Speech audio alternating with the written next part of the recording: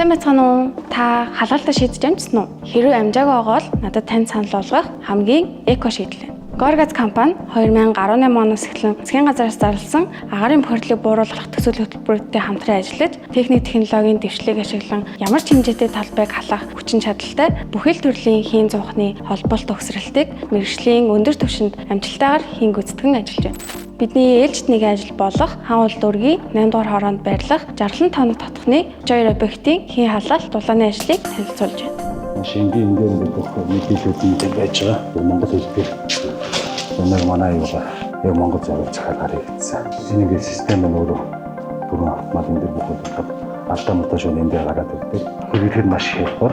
Бидний харуулна шууд өөрөө ашиглавал өнөөдөр гадаад удахан бол 100 контра шаардлагатууд эдэн гарацтай тавина гэдгээр хэлчихдэг. Манай хүмүүс энэ дээр 3 жил дараалан манайх эдний 100 үйлдвэрлэгчтэй манай хүмүүс сургалтанд амрагдсан байна. Энийг бүр задаргаад хийхээс нь усхаас нь болоод оролцоод одоо манайхад энийг бүх засвар үйлчлэг бүх юмнуудыг өөрснөө яаж. Өөрөө 100 бол маш ухаалаг.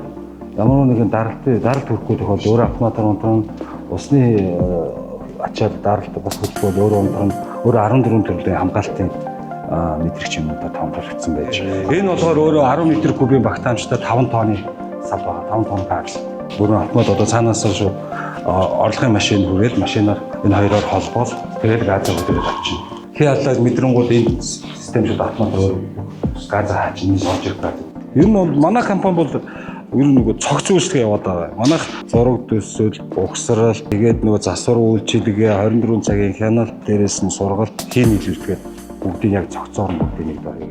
Энэхүү халаалтын шийдэл нь орчин үеийн стандартад нийцсэн, аюулгүй, найдвартай, агаарын болон орчны бохирдол үзэгдэггүй байгаль дээлтийн шийдэл бөгөөд эргээд оршин суугчдын 5 дахьтай дулаан амьдралын баталгаа болно.